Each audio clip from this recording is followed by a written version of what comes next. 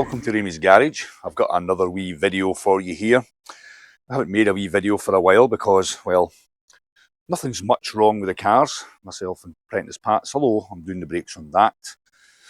And I'll probably video that as well. But today we have the problem in my daughter's car where we have a headlight bulb out. And I'm going to replace the two of them. These are the original OSRAM bulbs. I bought the two. I think they were about 100 quid, there or thereabouts. So to take the bulbs out, which I have never done before, I need to get into that wee bit in there. So to get into that, I think I might probably have to take the airbox out. And this side, I've had a quick look in there. Might have to just move the washer bottle out the road, which is empty, which is typical for a girl's car, waiting on her daddy to fill it up for them. So I'll get on with that. As I say, I've never done it before. I'll just take you through how I change these bulbs and hopefully they work all right. Right, we're going to work on this one now. Take the airbox out and get into that. These are clips in here.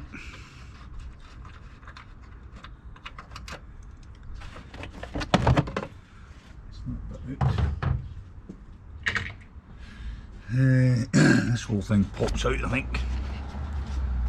Take this airflow sensor out.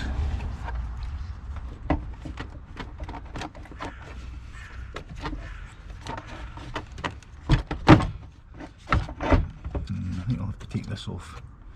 It's a 7, it's a 7.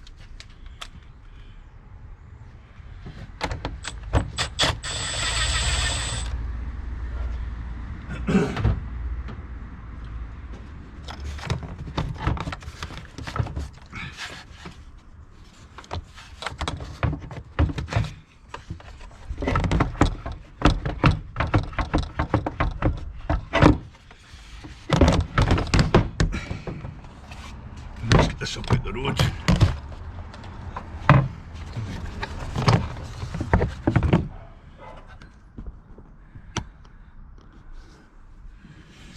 Right, so learn from the last one. Untwist that, and we'll see if you can twist that ring, which it did. The bulb should come out. Just need to try and get this connector off. There you go, that's that bulb. It seems to be working. Although it looks like a wee bit of a white spot on that. Let's get a new one. The secret is not to touch that part of it. I think we need to take that ring off there and put that on.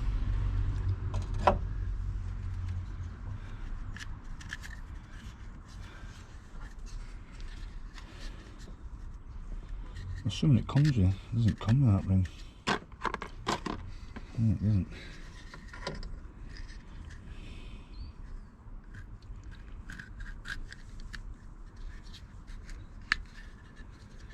That comes off. Right, it's just that this basically slides on and off there. It's a wee bit tight, but we'll try and get it on the new one without touching the bulb, of course. There you go. So that's that. And if I was getting in there, I opened it that way, so it's going to go that way.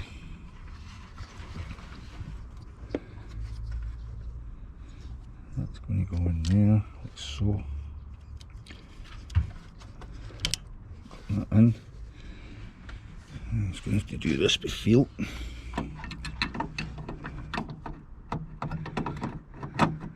Feels okay in there now. All I need to do is get that ring turned.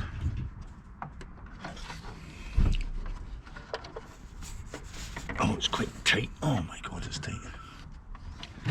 And that's it. There we go, that was pretty simple. That back on. I'll just leave that off now until we get the other one done. Over here, trying to take the headlamp out. Obviously, clearly no need to do that. Clearly no need to do that. If you read the user manual or the workshop manual, you should be able to get it out no problem. Right, let me stick that up here. This connection seemed a wee bit tighter than the other. There you go. There you go, that's that out. Let's see if I can get this one off. Just kind of pull that, like that, and that bit comes off. So that's the bulb that's not working. We'll try and get the new bulb.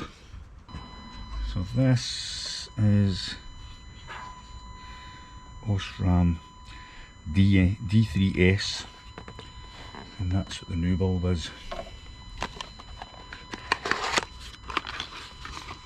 try and avoid touching that.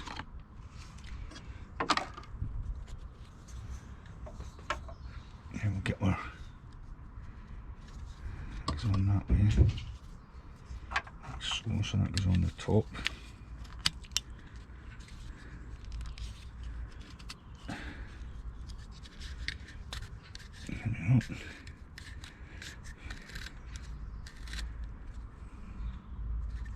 Sits like that.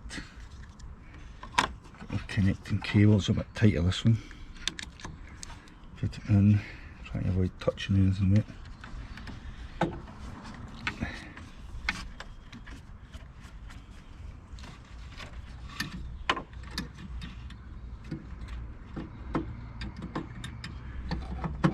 That's in position.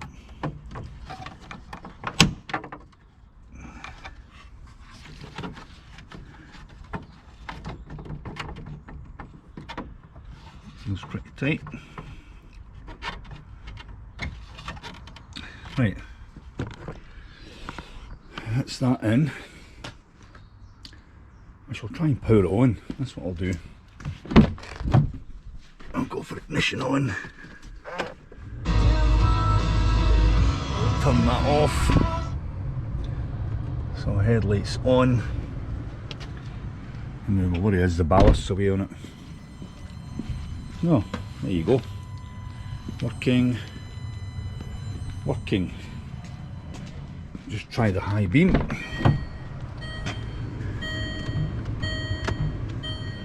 It's the 2-in-1. High beam. High beam.